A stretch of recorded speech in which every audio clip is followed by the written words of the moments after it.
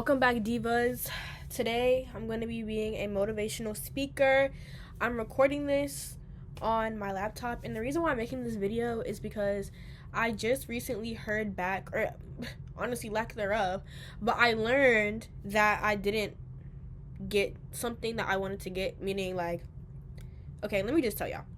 I auditioned not auditioned, but I went to a model call for a fashion show. And if you don't know, if you can't tell by my channel and my two videos about, oh my god, what's the lagging for? But my two videos about attending Howard, I'm trying to figure out how to get these glasses right, okay? But yeah, I go to Howard and I auditioned. Okay, lock it. I'm trying to lock in, but it's a lot going on down here. I have my trash can right here, the bag going, okay. But yes, I go to Howard University and I am part of a selective organization on campus called Models of the Mecca. And it's essentially a creative organization with a bunch of different departments. It's a modeling and creative based organization. So I'm in the photography and videography department. There's styling, hair, makeup, creative direction, and modeling and graphic design. But I actually applied for two positions. I applied for modeling and photography and videography, which I will refer to as PV. But I got PV. And at first I was really disappointed about it. Like that day, when I was hearing back, I was just really frantic and nervous because I had only heard back about PV and I didn't hear anything back about modeling. And I've also learned if you audition for stuff like this or try out or whatever you want to call it and you don't get anything back, it means you ain't get it. They don't send you a rejection email, and that's what I was expecting. I was like, oh, are they gonna send me an email or anything just saying, oh yeah, you didn't get it? It's no, you just either hear back or you don't. So, and if you do hear back, it means you got it. But anyway, I learned I didn't get modeling and I got PV. And at first, like I said, I was disappointed. But now, after going through everything and now coming out on the other end and being able to see everything for what it is, and also being able to think logically about what I want to do and who I want to be in terms of my career, and how I literally am a photographer and a videographer and a filmmaker and just a creative all-around person, I think PV was the best place for me to be. And I learned a lot from that experience. I met a lot of great people from the experience as a whole. My network has grown. And essentially, and I've always believed this, well, as an adult, I've always believed this. I'm a young adult. Not too much. But as an adult, I've been keeping this in mind as I move through life now, as a college student. But this experience was literally the epitome, a perfect example of how whatever is meant to be will be. Whatever is meant to happen will happen. Whatever is for you will be for you. All of that is exemplified in this experience and exemplified in the way I can confidently say I'm happy I ended up in PV, because if I didn't, then I would have spent so much time learning to model and walk and do all the things that models do, which is great, but that's not my career goals necessarily. I just feel PV supports that so much more and has created a wider network for me on campus to continue exploring those passions in ways that modeling probably would not have been, although it would have been fun and it would have been enjoyable and I love to perform. And that was one of the main reasons I wanted to do it, to get back into performance, because I was a theater kid in high school and I haven't really had the opportunity to put on a show since then. But at the end of the day, PV is where I was meant to be and I'm happy I'm there. So fast forward to now, I was trying to revisit my interest in modeling, and specifically runway modeling. Now for context, I'm 5 foot flat, okay? And for a little bit I was 4'11" and 3/4, but recently I went to the doctor and they said 5 foot, so that's what I'm going with, okay? So I went to a model call for a show that's not necessarily Howard related per se, but it's a lot of Howard people around it working on it, and a lot of Howard people that were there at the model call. So it's gonna be one way or another a mostly Howard show, and a lot of people from my org were also there as well. So, but this was still me stepping out of my comfort zone, stepping into something that's not on campus, that's not directly Howard related. And so I went to this model call. I did good. I did my little video. It was cute. I got an email back saying that they want me for the promo video and the promo shoot, which is good, which is tomorrow, and that's good. I was happy about that. And at that time, they didn't have any news back about who actually got into the show. But today, they sent a message referring to the show, and, I just asked my friends, oh, did you guys hear anything back about it? So I learned essentially that they sent out the emails about who got into the fashion show like 2 days ago, and I didn't get one, meaning I didn't get it. Am I disappointed? Yes. But am I sad? Am I down about it? No. Because I know that every rejection is a redirection. Every no is just a different road sign telling you to turn a different way. And every yes is telling you, okay, you're on the right path right now. Like, at this intersection, keep going straight. But that's not always the case, and that's okay. And I've had a lot of successes this year. A lot of projects, a lot of partnerships, a lot of collaboration, a lot of yeses. And I've also had a lot of no's. And I'm honestly really, really happy with where I'm at. And I know I wouldn't be here without those no's. And sure, I might have been just as successful with those if those no's were yeses, but in a different way, and in a way that wouldn't necessarily be who I am now. And I'm happy with who I am now, and I'm happy with the journey I'm on. So I just say all this to say that although I am disappointed, and although those feelings are very, very valid, let them last a day. Let them last a few hours. Let them last 30 minutes. And just remind yourself that, like, this is pointing me in the direction that I'm supposed to go in.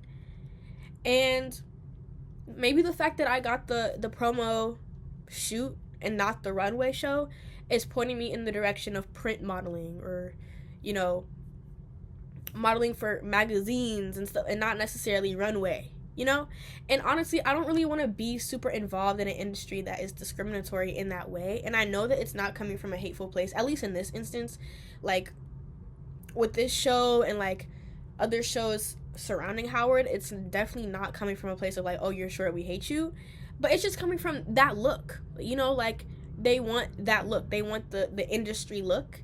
And the industry look, unfortunately, does not always include short people, does not always include bigger people, does not always include genderqueer people, whatever the case may be. And it's unfortunate and it's sad. And the most frustrating part is how it's over something I can't really control. And I've had people tell me before, you're a model, you should model. And even after, like, they've seen me model, oh, you're model material, it's just because you're short.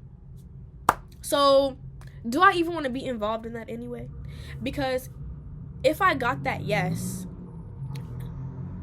sorry if you can hear that, but if I got yeses in those environments all the time, and say I get to Victoria's Secret runway show, and then I have to fight an uphill battle proving myself and proving that I deserve to be there, because I know the modeling industry can be very toxic. So it's just like, I'm cool where I'm at. If I'm cool where I'm at. If I'm not meant to be there, hey, like, who am I to tell the universe, to tell God, to tell whoever you believe in that they're wrong, that it's wrong?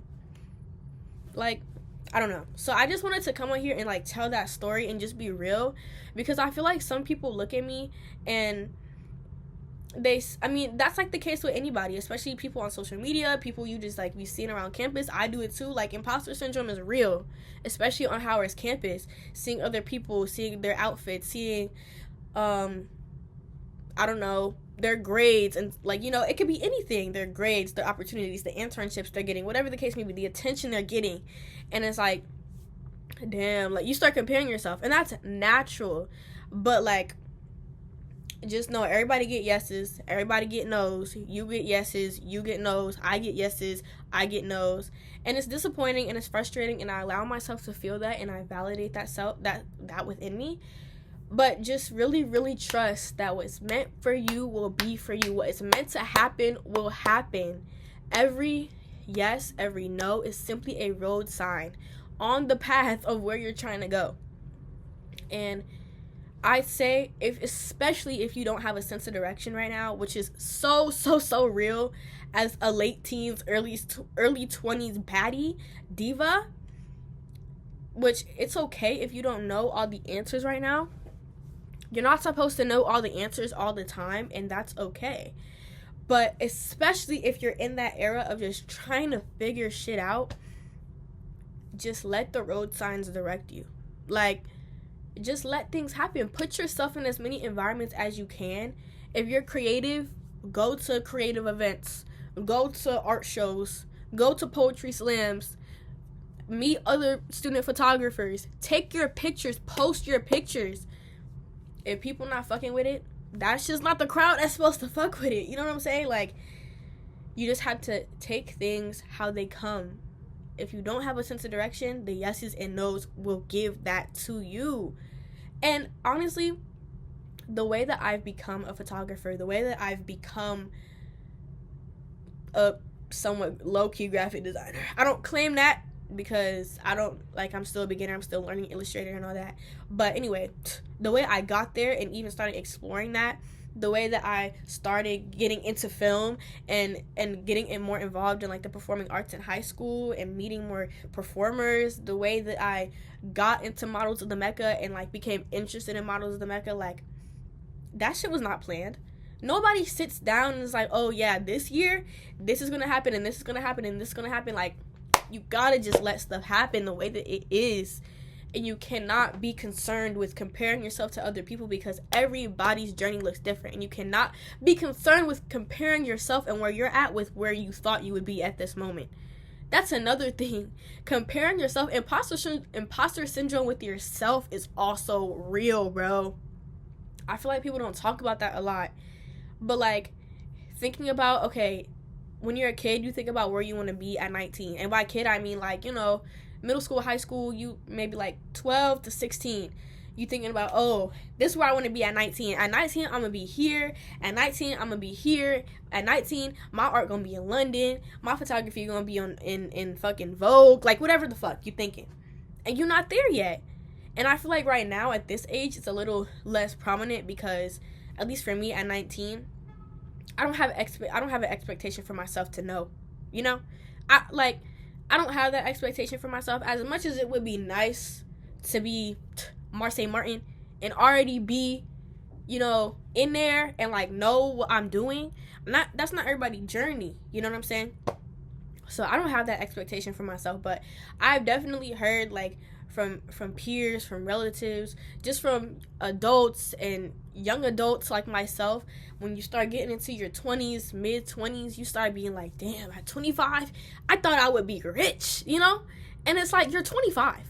Like, don't compare yourself to who you thought you would be. Compare yourself to your future self. What do I need to do to get here? You know? Like, what do I want?